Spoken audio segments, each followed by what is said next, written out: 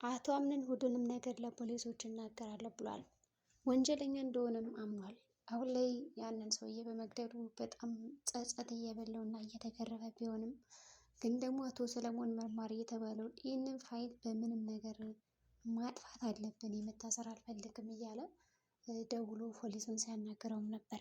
መርማሪ ሰሎሞንም አታስብ፣ እኔ ነገሮችን እፈታልሃለሁ፣ ተረጋግተህ ተቀመጥ፣ ገንዘብ እኮ የከፈልከኝ ጉዳዩን ልዘጋልህ ነው እንጂ ዝም ብዬ ልቀመጥ አይደለም እና አይዞህ እያለ ማጽናናት ሰጥቶታል። ታዲያ ሊያጽናናው የሚችለው አንዳችም ነገር አልነበረም።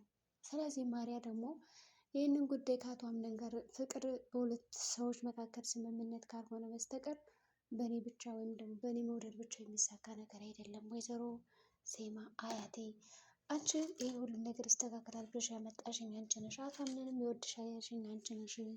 እኔ ግን እስካሁን እዚህ ቤት ዝም ብዬ ብመጣም እሱ ግን ቀና ብሎ እያየኝ አይደለም፣ ጊዜም አልሰጠኝም።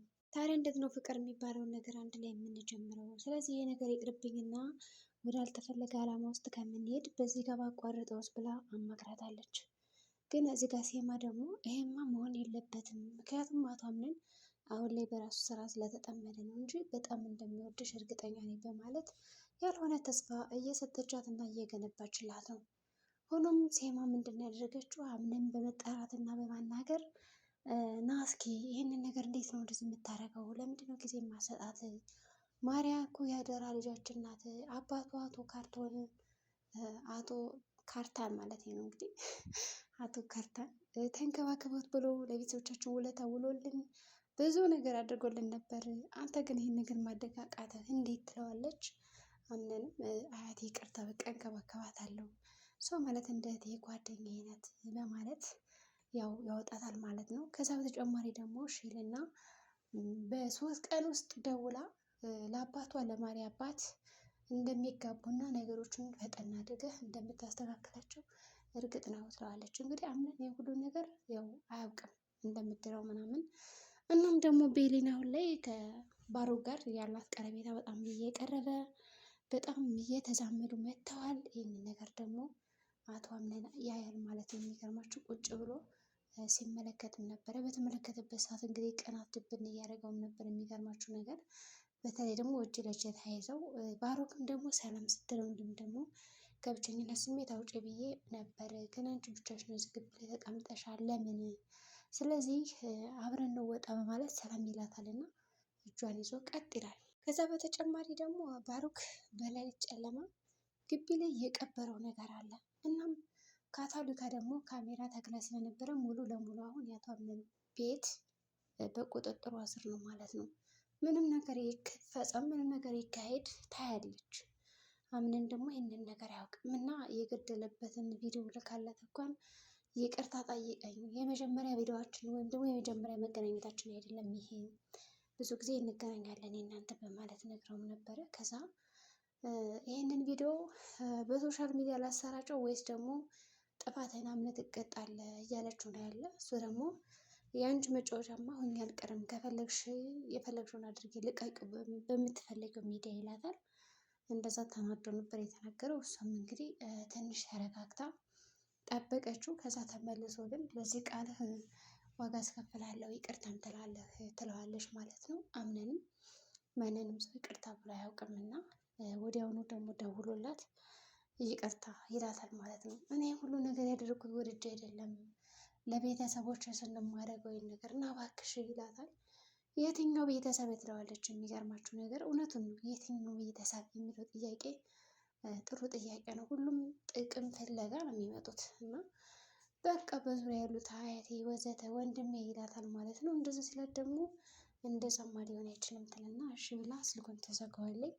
ከዛ ወንድሜ ስላት የሚገርማችሁ ነገር ነገሩን ካሜራ ላይ ማየት ጀመረች እና ግቢ ውስጥ ምን ይሆን እየቆፈረ ያለው ይሄ ልጅ፣ ምንስ ነው አላማው የሚለውን ነገር ማጣራት ጀመረች እና የባሮክ አላማ ግልጽ ነው እንግዲህ እንደደበቀው እዛ ጋር ራሱ ምንም የምናውቀው ነገር የለም። ዙሮ ዙሮ ለሆነ አላማ ነው የመጣ እንጂ በነጣ ዝም ብሎ አልመጣም። እዚህም የተፈጠረው ነገር ከባለቤቷ ጋር ጥሩ ሰው እንደሆነና በባልና ሚስት መካከል እንደዚህ አይነት ነገር ይፈጠራል። ስለዚህ እኔና ባለቤቴ ድራማ እየሰራንባችሁ ነበር እናንተን ፕራንክ ለማድረግ እያለች የተፈጠረው ነገር ለጨዋታ እንደሆነ ተነግራቸዋለች። የሚገርማችሁ ነገር እያስመሰለች ማለት ነው። ቀልደኛ ነው እኮ እና ስሜታችሁን ለመፈተሽ ነው ምን ያክል ፈተናው እንዳለፋችሁ እያለች እየዞረች ትጠይቃቸዋለች ማለት ነው።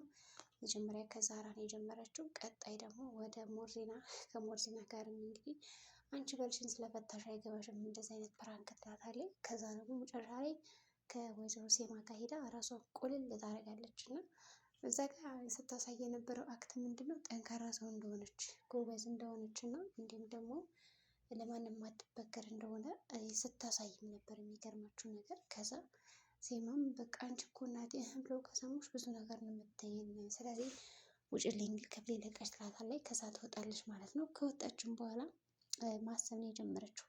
እንደዚህማ እንዳወረዳችሁ ይናቀሩም በጠላት እጅማ አልወድቅም የሚል ፉክክር እና መፈክር ይዛለች። እንግዲህ አጅሬት ሜርሲ በጠላቶቿ ያለመውደቅ ስትሞክርና ስትጣጣር ነበር። ይህ ነገርም ተሳክቶላታል ብዬ አስባለሁ። በሌላ በኩል ደግሞ የምታደርገው ነገር አንዳንድ ነገሮችም ነበሩ። እነዛ ነገሮችም ተሳክቶላታል ብዬ አስባለሁ። እና አሁን ላይ ቤሊን እንደዋዝ በፊት ለማርያም የመለሽላት መልስ ምን ነበር? ፍቅረኛ የለኝም ነው ወይ ያልሻት ይላታል። እንግዲህ ሳሎን ተቀምጠው በነበረበት ሰዓት ሁለት ወንድማማቾች እና ቤሊን እናም ደግሞ ቆንጅናውን ሲያደንቅላት ነበረ። በጣም ቆንጅዬ እኮ ነች፣ ግን እንዴት ፍቅረኛ የለሽም ይላታል። እና ይህን የመሰለ ውበት ይዘሽ እያለ ባሮክ ሲያደናንቅ ውበት ታጥቦ አይጠጣም ይረግፋል ትለዋለች።